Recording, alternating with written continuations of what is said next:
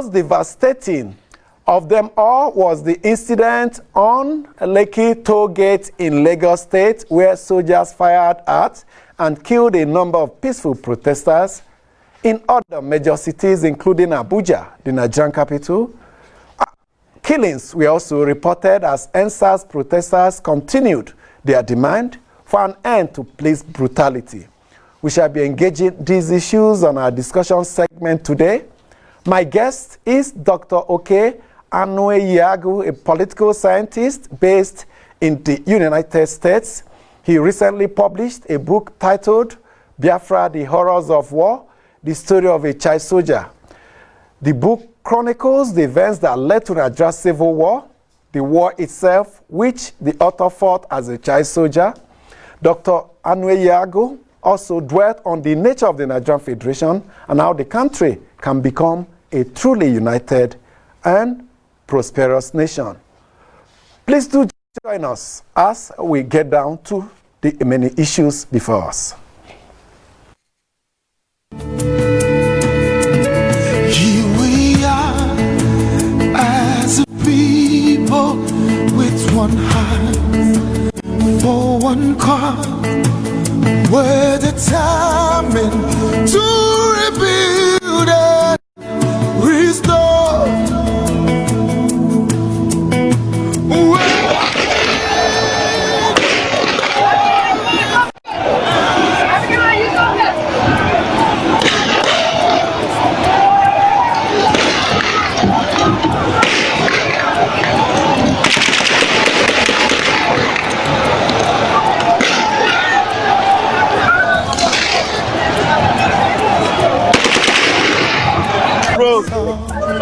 Bro, get my leg. Put pressure, bro. Stay with me, bro.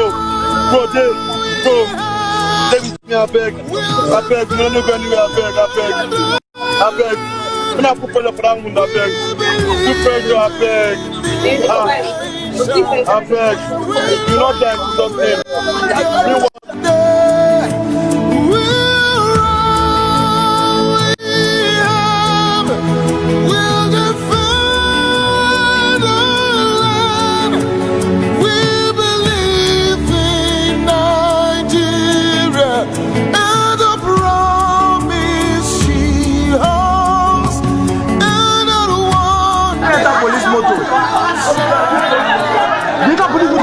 This country don't cast. This country don't cast. Police. See the security people supporting the talk. See them. See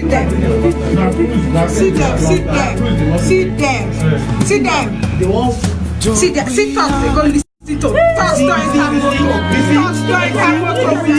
See talk. Story time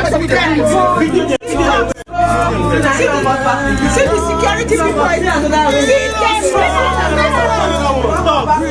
They don't go back the talk, sir. They don't go back the talk. Sit down.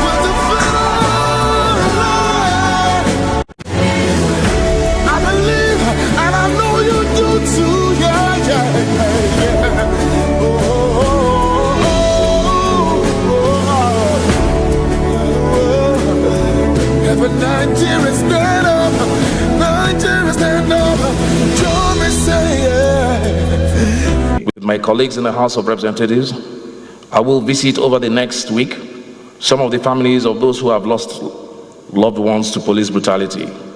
And when we come back, we will work together to honor the memory of those who we have lost. As we sit here in this hallowed chamber, a new independence movement is roiling our nation. A generation of young people who came of age in the years of our democracy have looked upon what we have built and decided that we can do better.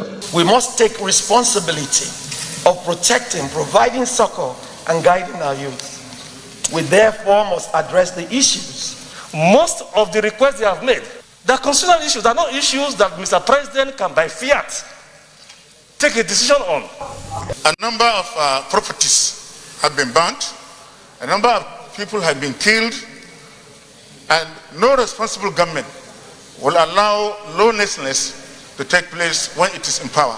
Protests like this, sometimes they are wake-up calls, but I think they wake us up not to only look at the issues raised or the demands made, but even to contemplate on issues that have not been raised, but they are fundamental and they are so important.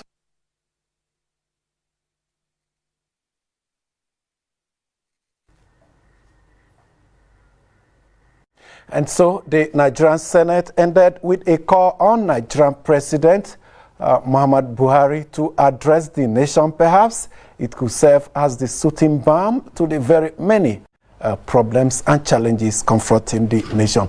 We shall be engaging on these issues, engaging with them from every perspective. And like we told you earlier, at some point we have to indeed take a look at what happened in our history about 50 decades ago. That was end of 1970 January, when the only civil world war fought in the country ended.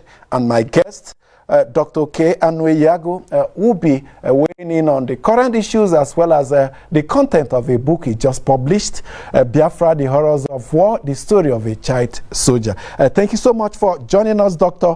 Anueyiagu. Thank you very much for having me this early morning. Thank you. Okay, it's calm in Atlanta, Georgia, where you are, but not in Nigeria.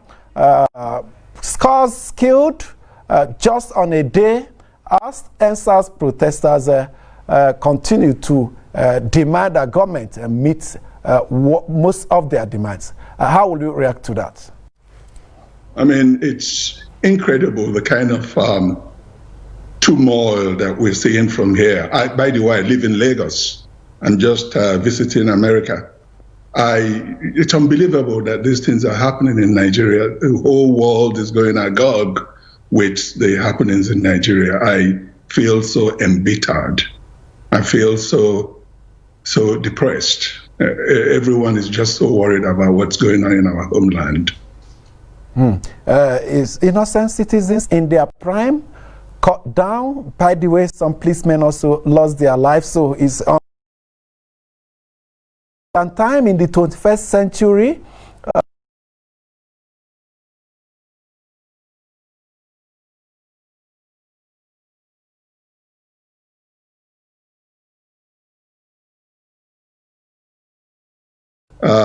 These events would occur again.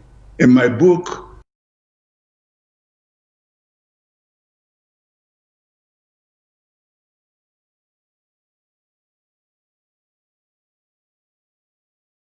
reminds me of what I saw when I was barely 12 years old. Cars were being burned, people were killed, our neighbors were killed. Over 50,000 Igbo people were slaughtered.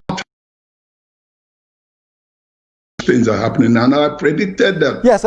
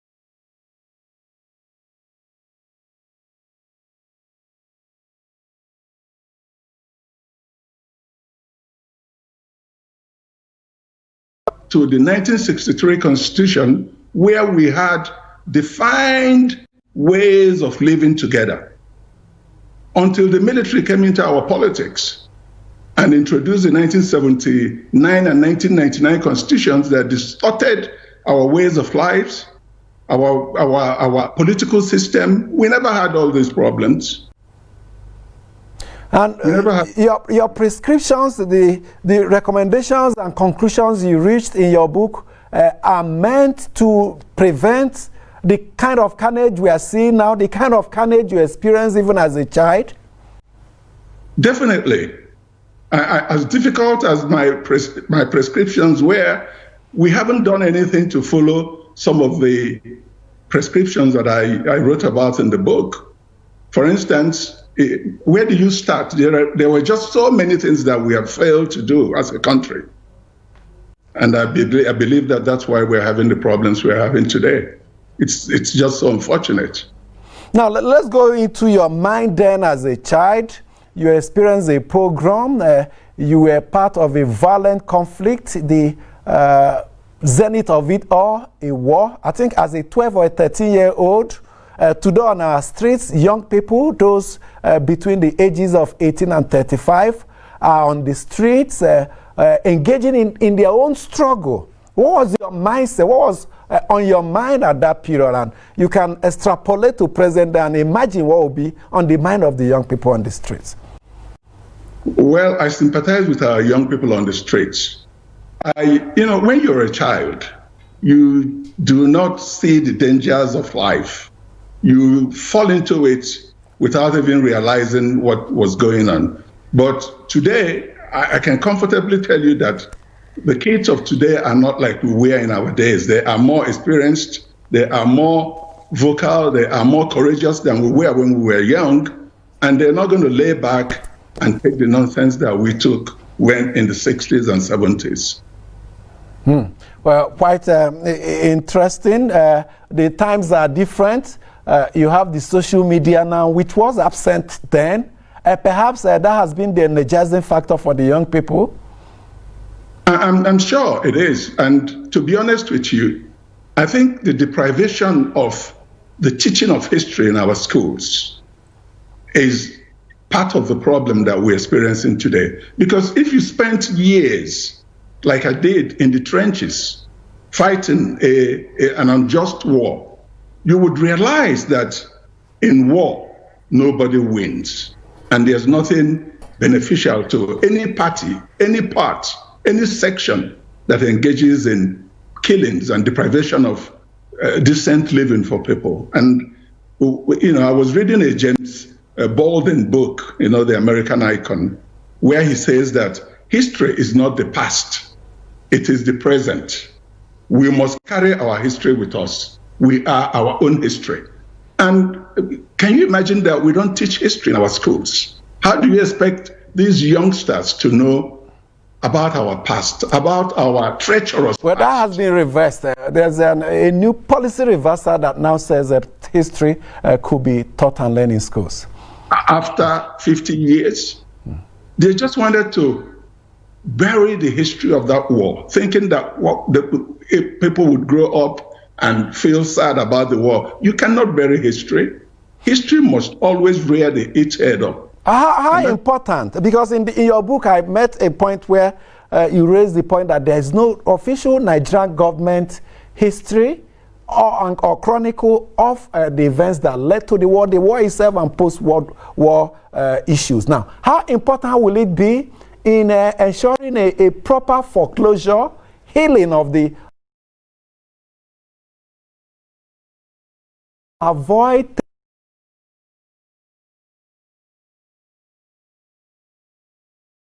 you were from Eastern Nigeria, you would have expected that the people of Nigeria, the rest of Nigeria, should have had a reconciliation commission where we would all sit down, confess our sins, declare where we went wrong, make amends, apologize to the people who lost 3 million innocent souls, and show them in practice that you really, really mean well for them. Not the sort of life that people are living now. Go to the East. Go to, you would not belong that way. You would not believe that we still belong to this country. And that is the problem. That is the crux of the matter. To just continue living like nothing happened. You kill 3 million people and you walk away like nothing happened. You haven't sat down to say, okay, yeah, we made mistakes. You made your own mistakes. Let us sit down and find out where we went wrong. That is the crux of my book.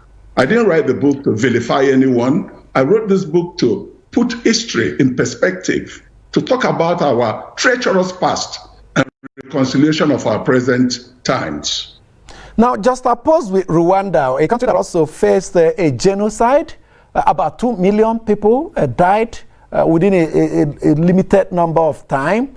That country now has a public holiday to mark that genocide. They have a museum, and it's been embedded at the heart of the history taught in their school. The argument is that if they learn what led to the genocide and if it's fresh on their minds, it will help to stop a repeat. Can you just oppose with the situation here in Nigeria as regards that of the Nigerian Civil War? We're just going back to what I just said. And I'm happy that you're laying these questions in such a profound way. I believe that until we sit down and talk about that war and talk about the sufferings of the Eastern Nigerians, we are not going to realize the benefits of what lay ahead of us. We would never. And, you know, it's unfortunate that our leaders in the last 50 years have completely not gone the way that Rwanda went. And you see how prosperous the country has become, how peaceful the country is. Look at what's happening on the streets of Nigeria today. Is it how to run a country? I am so embarrassed to see these things happening on our streets. Look at our children being mowed down like they're dogs and animals. And we just sit down and fold our hands. I mean, it's a crying shame, and I feel so sorry that these things are happening in Nigeria. And I think we can find a solution to these problems if we really mean well for the country. 20 years and counting of uninterrupted democracy since its return in 1999. 60 years as a nation, 50 years after the Civil War.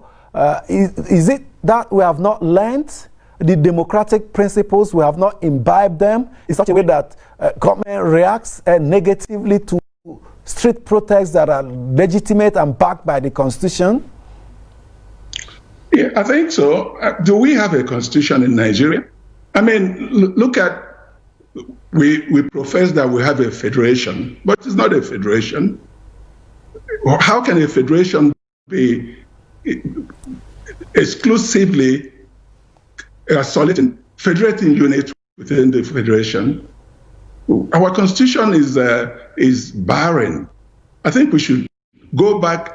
I went to the national conference in 2014, and we laid out some very profound ways by which we can restructure the country, and nobody has touched it.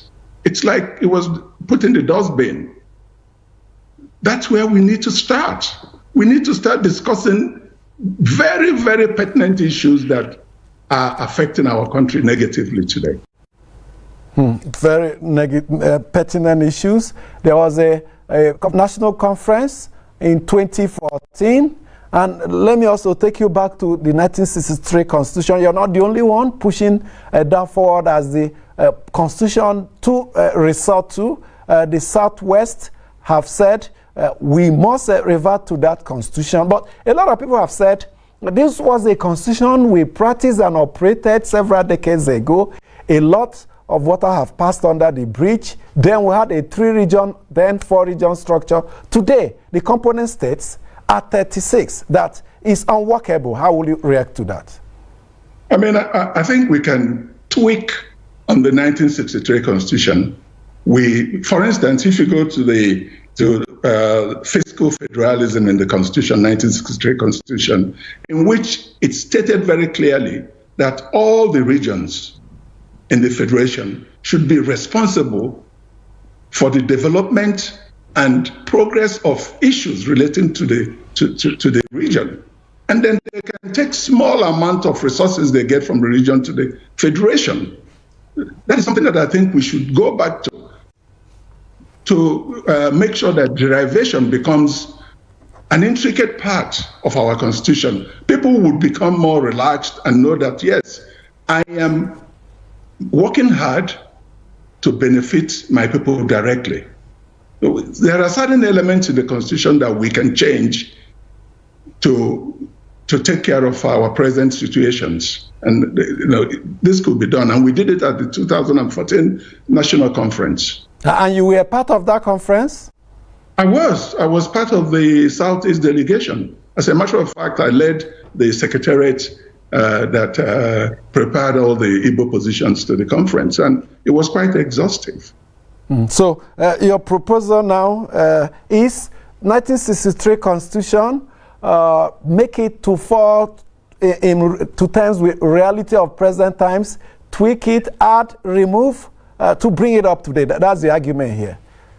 That is the argument, and that was what we did precisely, because all the zones, all the 6 zones in the Federation came together in 2014 for 4 months. We sat down, argued, agreed on a lot of things that we believe would make Nigeria a prosperous country.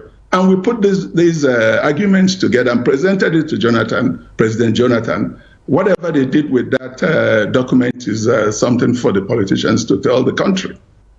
So if I understand you, the report of the 2014 National Conference was quite close to the 1963 Nigerian Constitution in terms of content. Yeah, definitely, yes. We had a lot of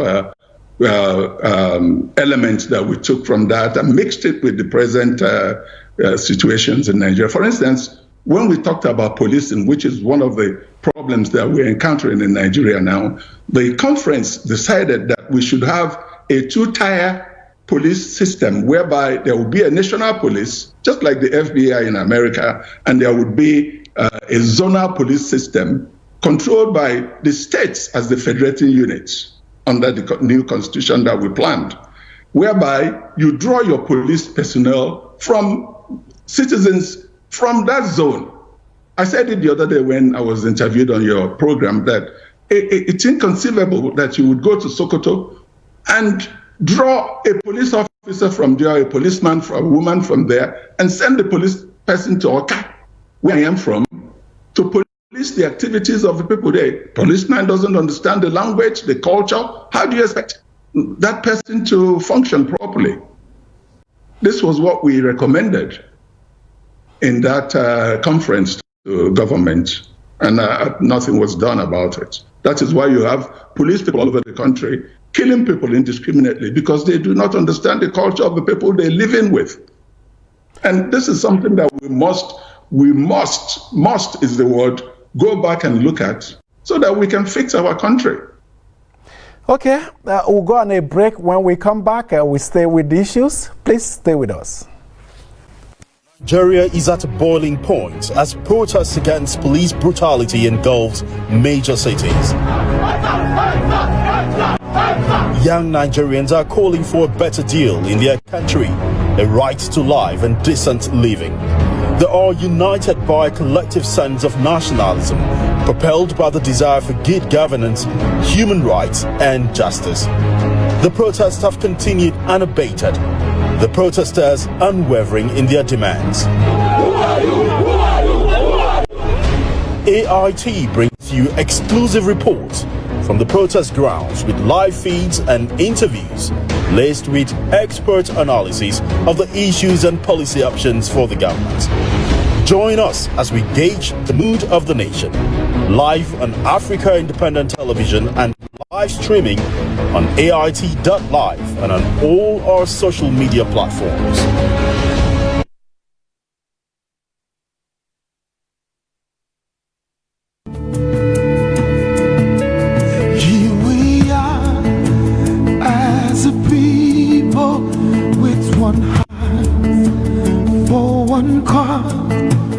We're determined to rebuild and restore.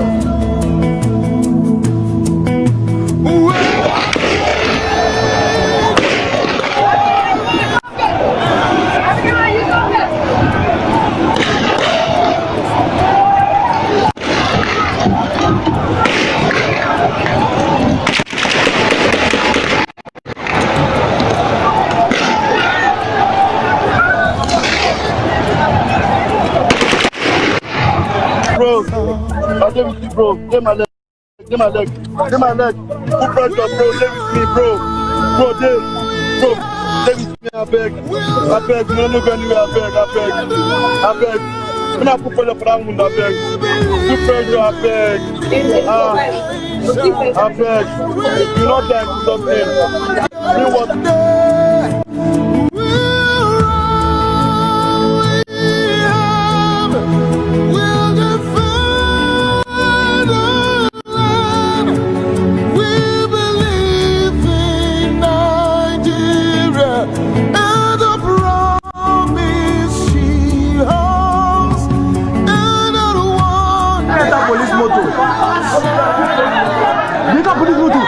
This country don't cast. This country don't cast. Police. See the security people supporting the talk. See them, see them. See them, see them. See them. See them. See them. See talk, they go listen to. Talk story can go. Talk story can go. See talk story can go with them. See talk. See the security people. See them. They don't pack the talk, sir. They don't pack the talk. See them.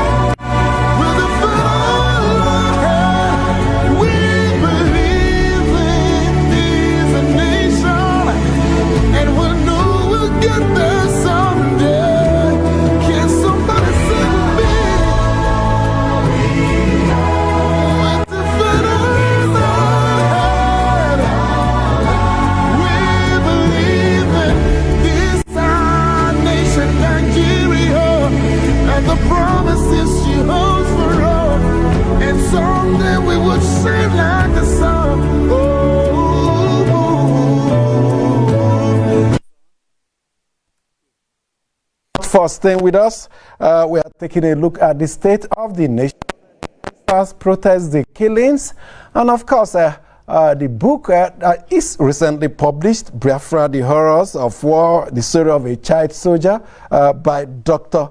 Okey Anueyiagu, who actually was a child soldier in that war, an event that shaped his life and is continuing to shape his life, an event that is also shaping the development of Nigeria. Thank you so much, Dr. Anueyiagu, for staying with us.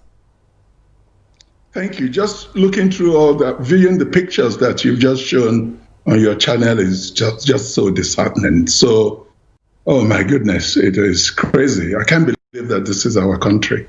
And I believe that until Nigeria acknowledges that the evils that became part of the element of that country in 1966 through 1970, and the sins committed against a certain section of the country, until that is acknowledged, we are just going to be going round and round in a circle. Now, it wasn't bad all this while. Yes, there were differences, disagreements, different positions by the different nationalities and the different nationalist leaders. Just when you were a growing-up child in Kanu, you narrated in your book how friendly you related in the most harmonious manner with Nigerians from every walk of life, every state of the Federation in Kanu, how you interacted with them just before things turned upside down. That's the way it should have been. Yes, until the military made their incursions into our politics. We lived harmoniously. Just think about it. I mean, we had rancors, we had disagreements on all the political spectrum of Nigeria, in the West, in the East, in the North, but we never introduced the level of violence that we began to see in 1966, channeled and directed against one tribe, one section of the country. How do you explain it? I called it an evolution of character that we must redeem our hearts and the minds of people to evolve past the impulses of the evil that we have witnessed in our country. Do you think that the soul and the spirit of 3 million innocent children and women and the elderly that were senselessly murdered? I saw it with my naked eyes. You have to go read my book, that they will just be resting in peace. There's bound to be some retribution. And until we go back to acknowledge the element in our character of evil, we would never find peace in our country. And I'm sorry to be saying this. I'm not being You sound so pessimistic. Yeah, I am, because look at the pictures that we've seen on your screen. These are innocent children, but they're not going to lay down like the Igbo did after the war for 50 years, like nothing happened.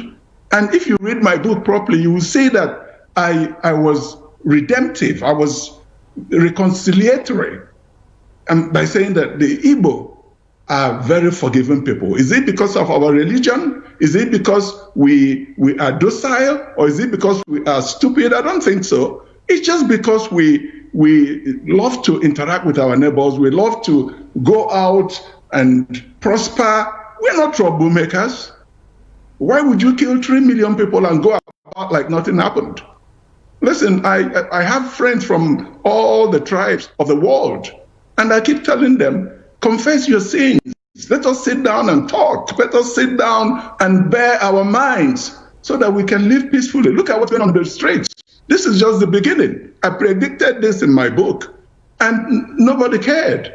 Kaka, is it possible that we can recreate the pre-war situation across major cities in Nigeria, metropolitan cities, where people from all walks of life related peacefully, without rancor, without conflicts? We can, but the problem is with the leadership of the country. I think some people are benefiting from stirring what they call the stirring this problem. What do you benefit from people dying? I don't even say it. If you haven't read my book, go and read it again. It's all over the bookshops in Nigeria. And I did an essay without realizing that this would be happening. I wrote it about 2-3 months ago, and it was published on the back page of This Day on Monday. And I would encourage people to go look for it and read it. It was called The Strongman Politics is Destroying Our Country, whereby people sit down and make decisions that would affect how many? We're almost 200 million, without consideration for human life, for decency. I'm a bit upset. I'm really annoyed. Because if you haven't been in a war, you would not understand the extent of the damage it does to children psychologically. And nobody came around and said, okay, let us have a therapy, at least. I was 14 years old when that war ended. Can you imagine that I was sleeping in the jungle, coming from such a privileged background? All of a sudden, I saw myself eating rats, eating lizards, sometimes no food for like a week. Did you see the pictures in my book? Young babies dying from hunger. Yet people didn't have the heart to say, okay, let us go back to the East and truly, truly rehabilitate the people. Now, let's talk of the role of the international community here. In your book, you clearly stated how the Caritas, the international humanitarian agencies, helped to indeed getting relief materials in spite of the blockade. That's on one part. On the other hand, you talked of the role of the world powers in supplying weapons to the Nigerian government then and now. What role, considering that the role they play then, what role can they play in rebuilding and reshaping Nigeria, especially with these NSAS protests and the brutality that is accompanying it? This is a brilliant question. But let me start from the premises of the role of the international community. Let's start from Britain. They are the cause of the problems in Nigeria today, and they are still causing problems in Nigeria. When they came as colonialists to Nigeria, they found the Igbo to be what they called uppity. The Igbo man is Republican. They don't want to serve anybody. They want to serve their God and serve themselves and work for their neighbors. But the British wanted people that they could willingly use as a tool to enslave us, to colonize us. And the Igbos were the first resistant to that nonsense. And they said, okay, we're going to punish you. That was the result of 1966 crisis. They destroyed our constitution. They distorted the political system by forcing people who did not win elections. They distorted the census. Go and read your books. It's there. Britain is culpable for all the things that's happening in Nigeria, and they're still doing it. And I believe that God would find a way to punish them. And I'm a courageous man. I'm not afraid to say what I'm saying here. And then Russia, under the Soviet Union, helped because they had their eyes on the oil reserve in the East. They wanted it for their own personal development. These are people who don't care about us. And they've come to ruin our country. But again, I'll talk about the humanitarian element. I worked for the Red Cross just before I was conscripted into the army.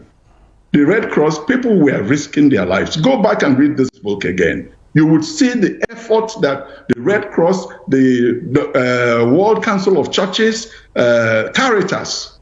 Oh my goodness, you should have seen, I was at the airport in Uli, helping to take relief for the Red Cross.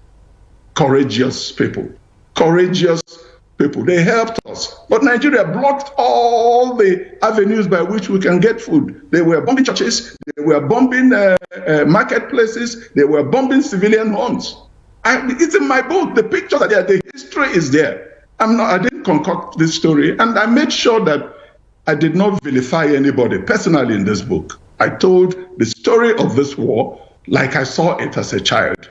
You have to go and read this book. If you haven't read this book, go and find it. I'm not advertising the book, but go back and read the history of the war.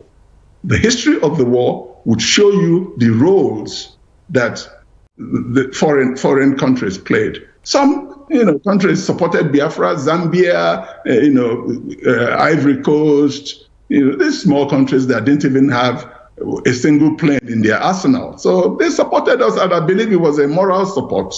And I called it an evolution in character in my book. Has the situation changed? Your description of the role of the British government, has it changed over the years? With these NSAS protests, we saw a deputy commissioner of the British High Commission engage with the Nigerian government, expressing concerns over the safety of peaceful protesters. It appears there's some form of paradigm shift from the side of the British. But they know what to do.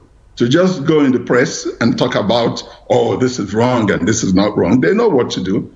If they want to bring pressure to bear on the people who are causing this trouble, they know what to do. Don't listen to the nonsense that they put in the media. They've carried out some actions. They withheld visa to some category of politicians and public office holders who perpetrate electoral fraud. They have also threatened restriction to access of these individuals in the UK. Don't you think these are positive steps? I think they should begin from 1966 to tell us the role they played in the crisis that took the lives of 3 million people. That's where they should start. If they don't start from that point and come and jump into what is happening in Nigeria today, they are just deceiving us once again. What about the rest of the international community? Apart from the British, the other world powers, the classical powers and the emerging ones, US, China, what roles for them now? They are battling with their own internal problems. Nigeria is just like a small fly, perching all over the place and disturbing them. They have their own internal issues, from COVID to politics to the economy. Nobody cares about us. And, you just find out that we are not even producing the product that they have their eyes on. We are almost irrelevant to the international community today. So let us not deceive ourselves and think that, yes, they're going to run and cry for us. There are killings in America. There are several civil strifes here where people are, being mowed down by the same police. So they have their own issues. We need to go back and sit back and stop depending on America or Britain to come and solve our problems. We can solve our problems by ourselves. How do we solve our problems? Revisit the issues of the past, as entrenched in my book. We have to be courageous. Nobody should be afraid of anybody in that country. And the people that are being killed on the streets now, I saw this happening. They're not going to lay back. And listen, just as you were saying, let's just share this breaking news now. News just breaking from Lagos, where troops on Tuesday opened fire on protesters, killing a number of them, perhaps in reprisal, angry reaction. We can tell you that some mob have closed down the operations of Television Continental, TVC in Lagos. That station is owned by leading politician, the leader of the APC, Ahmed Bola Tinubu. Angry protesters have taken over the station and set it ablaze. Now, Dr. Anueyiagu, a lot of caution before now on the government restraining it and advising that it should not employ force in clamp down of protesters. It appears we are seeing the repercussions now. That's after the Lekki toll gate itself was brought down yesterday. Yeah, I have to refer to my essay of last Monday, in this day. In it, I made mention of Machiavelli. I'm sure you read about him. People who are used and accustomed to independence would never surrender their lives to despotism. And I say it again, no matter how many people you kill, until you adopt a peaceful means of resolving our problems, you're just wasting time. They will keep burning the country down. What would happen if all the militants in Niger Delta decide that, okay, now we're going to render the country impotent and destroy all the oil installations? They passed the threat yesterday. They issued the threat yesterday that they were going to attack critical oil and gas infrastructure to, as they claim, cut off the oxygen supply to the Nigerian economy. I pray that that doesn't happen, because if it happens, we cannot even pay salaries.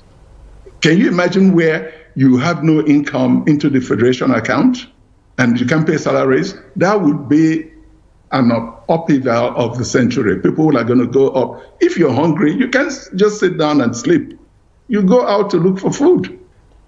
And that is introduction to anarchy. An anarchy that must be prevented.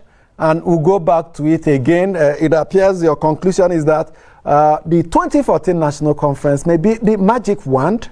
Is that one pill that will deal with this disease? Yes, I mean, I can even go as far back as when Lord Lugard predicted that Nigeria is just a contraption of tribal states where there would continue to be intertribal crisis. This was done. And, academics of political science will tell you that, like Samuel Huntington said, that we would expect intertribal conflicts, not even conflicts between nations, but conflicts within tribes in nations. And that is what's going on now in Nigeria. And it would continue to go on until we sit down and begin to go back to the history of the conflict from 1966 to today.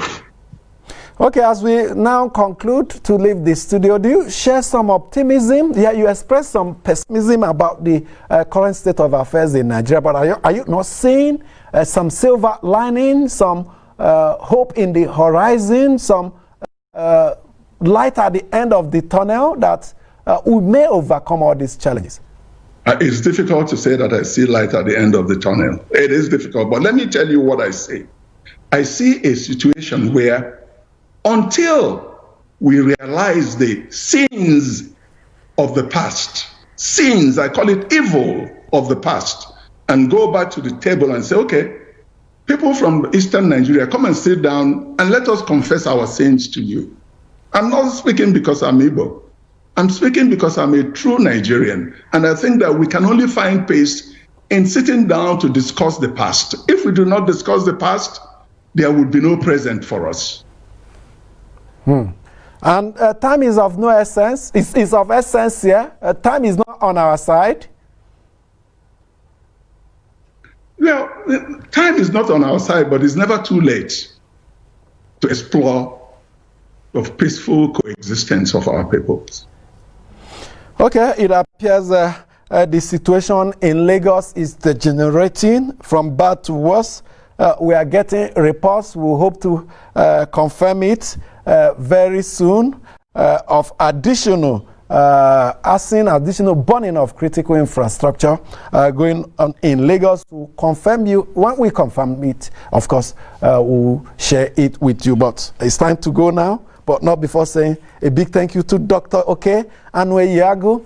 He's a political scientist trained in the United States, a child soldier, born before just around our independence period, saw through the history of Nigeria, all the challenges, the pogrom, the civil war, the reconciliation efforts, the military rule, and the current democratic dispensation. So he has seen it all, and he's still preferring solutions to our national problems. He is the author of a very recent book, Biafra, The Horrors of War, The Story of a Child Soldier. Thank you so much, Dr. Anueyiagu, for joining us.